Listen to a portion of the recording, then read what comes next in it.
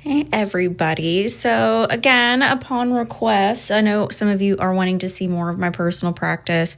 I will not be putting this spell on while you all are watching because I'm going to be doing some different things, but I wanted to sort of give a little explanation and demonstration and explain sort of why I'm doing this today. So I have had a little bit of bad luck with travel lately, and I know, with how angry the world has been and everything, I've actually talked to several people who have said they have had issues with other drivers, just weather, different things. And my luck this week has just been really bad with that. So I was speaking to another witch, Corinne, who I'm going to be tagging her business Insta because she does amazing astrology stuff. She's going to be posting some things about the Gemini new moon on Sunday. But we were sort of talking about everything, and I'm a big believer in we need to coordinate with other witches of various practices to get their insight. They see things differently, they know things differently. Sometimes you just need that second opinion. Maybe you're too emotionally involved in something or you're too upset about it, and you need someone to come in and say, hey, maybe take a look at it like this, or maybe you need to do this. And today when I was talking to her, she suggested making a sort of travel protection bag for the car. And I keep all these like little jewelry bags and different things. I have some nicer bags, but for this kind of thing, I'm just using this. And I was like, well, I enchant my car. I do an oil blessing. And she's like, think of this as a spiritual airbag, which I really loved. All credit to her on that one. And, just creating something that you can put in your car as you're driving. You can refresh it however you need to, charge it, that sort of thing.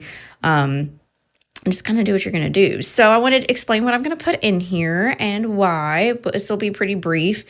But I am using 5 herbs. I like to use 5s with protection or 9s.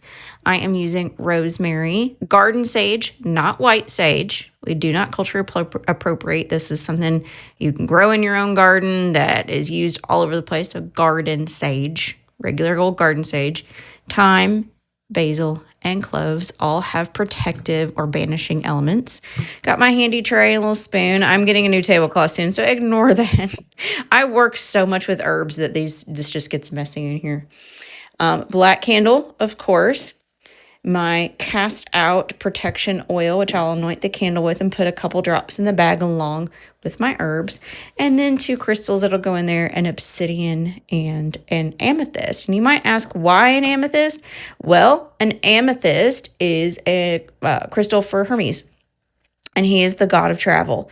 So I'm going to put an amethyst point in there as well. So in a minute, I will be telling my candle what I want it to do, and I'll be anointing it. I've already cleansed and cast my little circle here.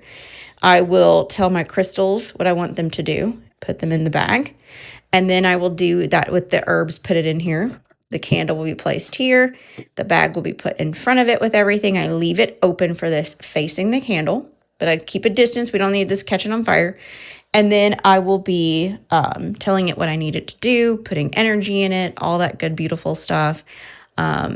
I'm not working with a particular deity right now. I'm just calling in general energies, universal energies. If I was doing a deity, I'd probably have an offering. Also, I am all about fire safety, so I keep this handy like little silicone mat so it doesn't get the table too hot. Extra protection there. And I love getting these trays, honestly, from like thrift stores because they get so scratched up and everything from wax and whatnot. So that's my little pro tip. I have a bajillion herbs, so I just went with some standard ones. Like I always cleanse with a rosemary bundle, that kind of thing. I'm not going to be working with crystals around it just because I'm working with these 2 specifically today. So that's pretty much it. It's a very simple one, but really I wanted to highlight it because I coordinated with another witch who does similar practices, but she has a different background, different patron deity, different way of working with things. And I also like somebody with a different insight. I want someone to come in and do that because the best witches are always learning.